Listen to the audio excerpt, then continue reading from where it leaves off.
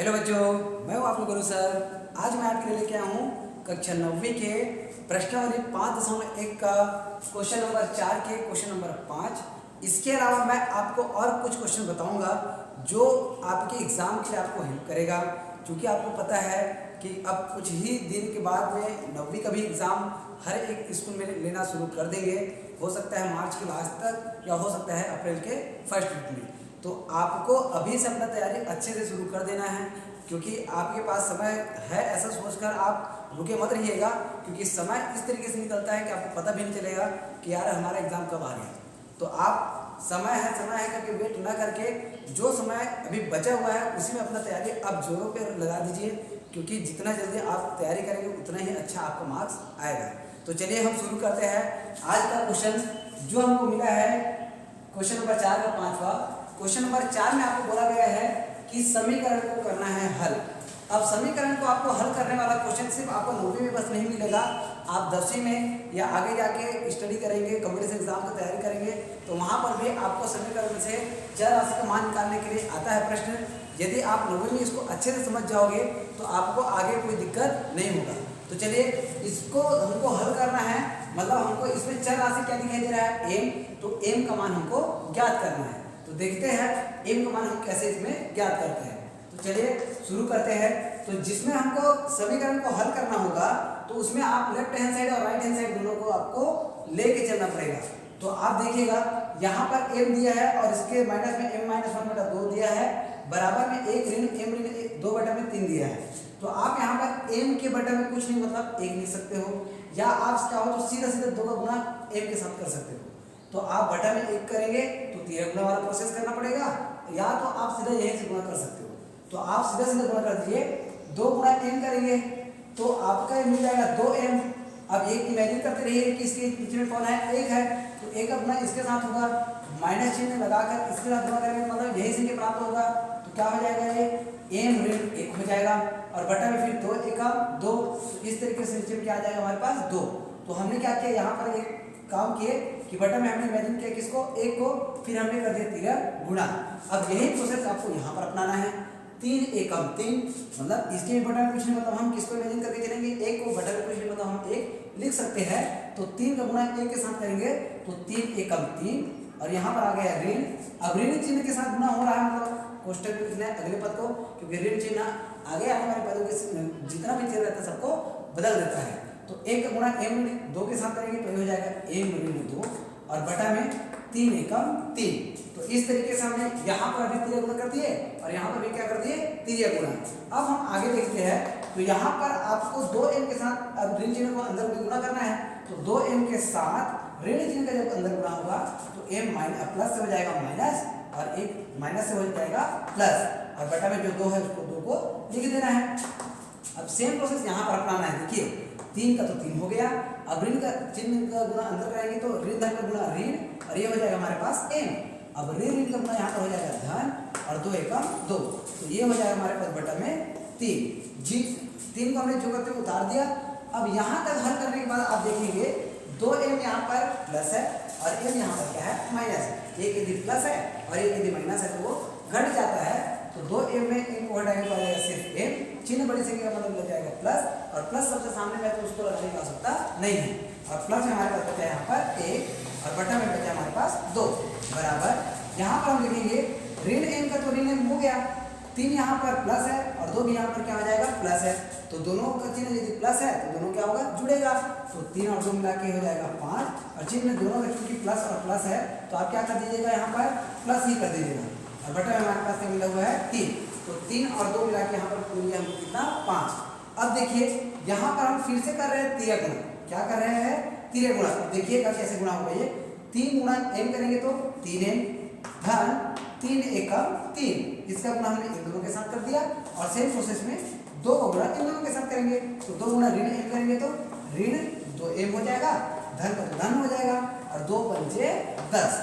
अब यहाँ तक आप हल करने के बाद क्या करेंगे, m वाले पद को एक साइड कर देना है और जिसमें m नहीं उसको एक साइड कर देना है। तो 2m माइनस सीधा हो जाएगा प्लस और 3 प्लस उधर जाके क्या हो जाएगा, माइनस। तो ये हो जाएगा 3m माइनस इधर हो जाएगा प्लस 2m बराबर में यहाँ पर हमको मिला है 10 धन 3 इधर आके ऋण 3। अब हम देखते हैं 3m में 2m घटाएंगे तो हमको मिल जाएगा, सॉरी घटाना नहीं है, 3m में 2m को जोड़ना है, तो 3 और 2 मिला के हमको मिल जाएगा 5m, और बराबर में 10 में जब हम 3 को घटाएंगे तो क्या मिल जाएगा हमको 7। क्योंकि हमको मान m का निकालना है, तो m का मान निकालने के लिए 2 और 5 को गुणा से उधर जाएगा, क्या कर देना है हमको, भाग कर देना है। तो इस तरीके से m बराबर हमको मिल जाएगा 7 के बटा में 5। और आपको बताया था कि हमारा टारगेट कौन था, m का मान निकालना था, तो इस तरीके से m का मान क्या मिल गया हमको 7/5, और यही जो 7/5 आएगा ये मिलेगा हमारा आंसर। तो देखिए इस तरीके से आपको समीकरण को क्या कर देना है, हल कर देना है। अब ऐसे ही आपको मैं आगे का क्वेश्चन बताता हूँ, जो आपको मिला क्वेश्चन नंबर 4 का छठवां। तो क्वेश्चन नंबर 4 के छठवां को भी आप अच्छे से देखिएगा, ये जितना भी मैं क्वेश्चन करा रहा हूँ ये सबके सब आपको इम्पोर्टेंट क्वेश्चन है, आप इन सबको अच्छे से याद करिएगा, अच्छे से पढ़िएगा, क्योंकि ऐसे ही क्वेश्चन आपके एग्जाम में आना है। अब देखते हैं क्वेश्चन नंबर 6, इसमें मिला है 3t ऋण 2/4 ऋण 2t धन 3/3। 3t ऋण 2/4 ऋण 2t ऋण 3/3 बराबर में हमको मिला है 2/3 ऋण t, 2/3 ऋण t। ये देखिए अब आपको क्या करना है, यहाँ पर भी समीकरण को हल करना है और मान निकालना है, मतलब यहाँ पर हमको चर राशि क्या दिखाई दे रहा है, t। तो आपको क्या करना पड़ेगा, इन समीकरण को हल करना है और सीधा सीधा हमको t का मान प्राप्त करना है। तो देखिए अब इसके लिए हम कैसे हल करते हैं, मैं बोला था ना कि आपको यदि समीकरण को हल करना है तो चर राशि का मान निकालना है, और वहां पर चर राशि का मान निकालना है तो लेफ्ट और राइट दोनों पदों को आपको, दोनों पक्षों को लेकर चलना पड़ेगा, तभी तो आप चलन करके टी का मान निकाल पाएंगे, वरना आप तो टी का मान निकाल ही नहीं पाएंगे। तो आपको क्या करना पड़ेगा, लेफ्ट और राइट दोनों को लेके चलना है। तो चलिए यहाँ पर हम देखते हैं, यहाँ पर हमको करना पड़ेगा तिरक गुणा, इसका गुणा इसके साथ, इसका गुणा इसके साथ, नीचे गुणा नीचे के साथ, और यहाँ पर भी हमको तिरक गुणा करना पड़ेगा। आप चाहो तो यहाँ पर टी के नीचे कुछ मतलब क्या लगा सकते हो, एक, जैसे कि हमने पिछले क्वेश्चन में लगाया था, बटे में कुछ मतलब हम एक लिख सकते हैं। अब देखिए 3 का गुणा इन दोनों के साथ करेंगे तो 3 तिया 9t ऋण, अब 3 दूनी 6, और बटा में, सॉरी यहाँ पर माइनस है ना, अब क्वेश्चन में हम लिखेंगे 4 गुणा दोनों के साथ करना है। देखिएगा 4 दूनी 8t ऋण 4 तिया 12, और बटा में 3 चौक 12। हमने क्या किया, इसका गुणा इन दोनों के साथ, इसका गुणा इन दोनों के साथ, बीच में माइनस चिन्ह है इसलिए इन दोनों को हमने लिख दिया कोष्टक में, और बराबर में इसका गुणा 2 के साथ, 2 एकम 2 ऋण है तो ऋण का ऋण। अब अगला में हमको क्योंकि एक ही पद मिला है तो कोष्टक में लिखने की आवश्यकता नहीं है, 3 गुणा टी कर देंगे हम सीधा, तो 3t और बटा में 3 एकम 3। अब हम देखते हैं इसको कैसे हल करेंगे, है ना।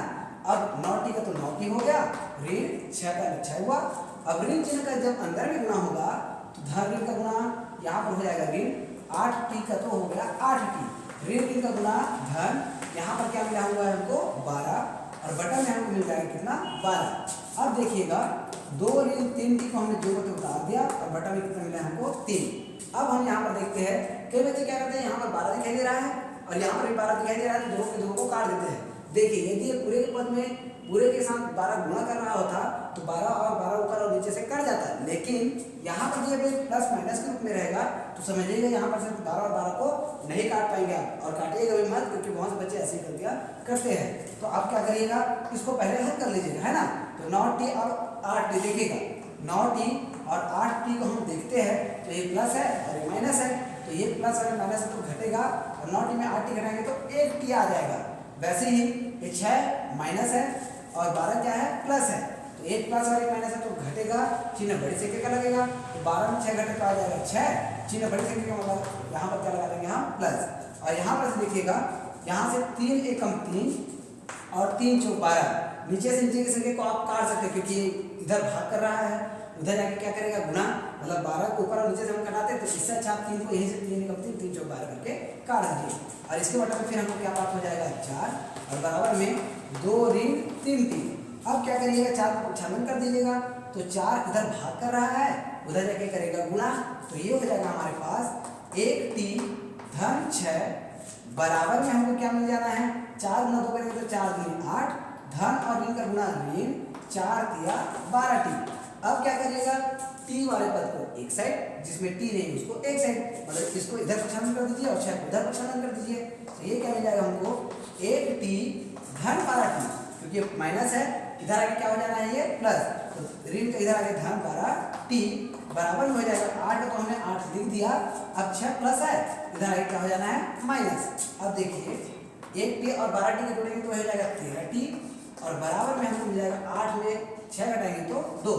अब हमारा टारगेट कौन था, टी का मान निकालना, तो टी का मान निकालने के लिए हम क्या करेंगे 13 को गुणा से क्या करा लेंगे भाग, तो ये हो जाएगा 2/13 और ये टी का मान जो निकला 2/13 यही हो जाएगा हमारा आंसर। इस तरीके से आप इस क्वेश्चन को भी देखिए कितना आसानी से बना दिए। अब हम चलेंगे कहाँ आगे, क्वेश्चन जो मैं बता रहा हूँ इसी प्रश्नावली का क्वेश्चन नंबर चौथा का ही question number 7 sorry question number 8।